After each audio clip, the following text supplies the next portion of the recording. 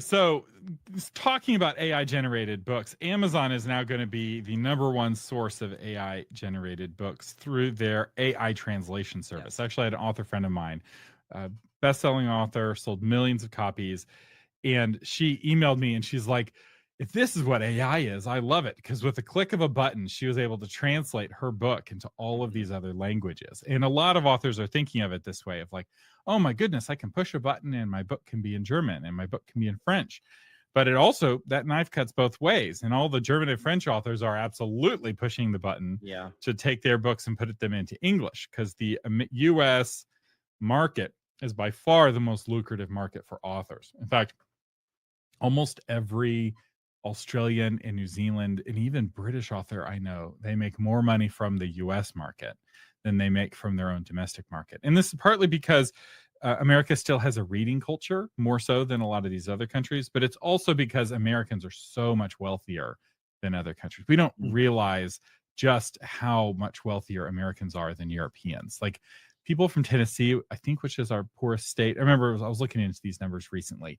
The median income of our poorest state is approximate to the median income of the wealthiest nation in Europe that's not a Mhm. micronation. The micronations mess with the numbers a little bit because there's a numerator denominator thing. That's neither here nor there.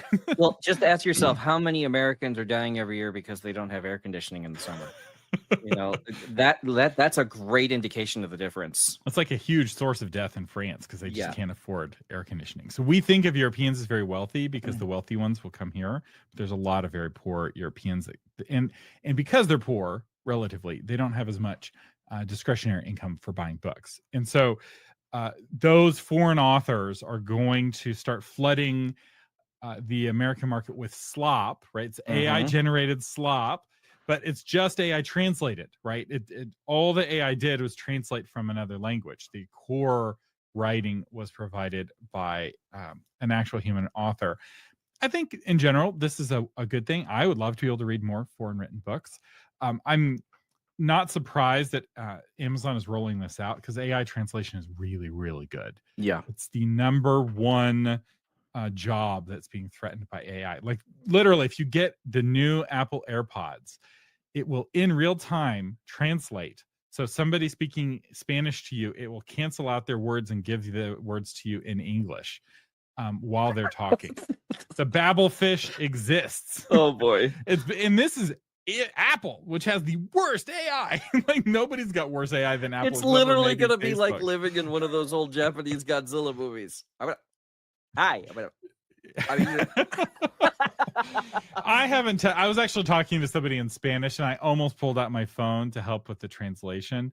Um, but I was able to make it work, and he knew a little bit of English. I knew a little bit of Spanish, but we're getting to the point now where so the Babelfish is this fish from Hitchhiker's Guide to the Galaxy that if you put it in your ear, it will allow you to understand all of the alien languages, and it's I think the first uh, like sci-fi technology that's really going to get deployed. And I have a sci-fi uh, fiction idea. I'm going to pitch y'all this writing prompt, and I call it the Babel virus, where God curses the TCP/IP protocol and causes it not to function, which breaks the entire internet. Just like he cursed the human languages at Babel, he curses the computer languages and scrambles the TCP/IP protocol. So it's a true science fiction. You have to know what the TCP/IP protocol is and why it's important, but everything uses it. Everything uses it. And this is a so free prompt for you to use. Elaine has an interesting question. Do you know how AI translations do with humor? I write romantasy comedy, and I'm worried that AI won't be able to get the humor across. Well, I'll tell you, it will do a better job than not having anything at all. So if you want to get like the nuances of language, humor does rely on nuance a lot. I mean, I watched a lot of Spanish movies when I lived in Mexico, and their sense of humor is just so different. I wasn't laughing at the show, and then they wouldn't laugh at a lot of American humor either, but then they would laugh at different points in the movie. We'd all be in a theater watching a movie, and my American family would bust out laughing at this one part. Rest of the theater's dead silent. So humor is very much like a cultural thing. Um, There are AI is going to do universal its best, but it's not going to unless the model is really tuned, like it's really dialed in, you're not likely to get that nuance. So in general, it's not going to work because it doesn't have the authority to rewrite it enough to make it work. So Yeah. I grew up reading the Asterix and Obelix comics, which were originally written and published in France in French. And they've won all kinds of awards for their translation because the humor is they're funny in English and they're funny in French, but the English jokes are all puns that play off of English words. And so they were rewritten enough where it's a totally different kind of humor. Sure, there's some narrative humorous elements, and the animations and the drawings are humorous, but the translator had to have the authority to really kind of stray from the original writings in order to preserve the humor. That said, some kinds of humor preserve really well, and the Minions are funny in every culture.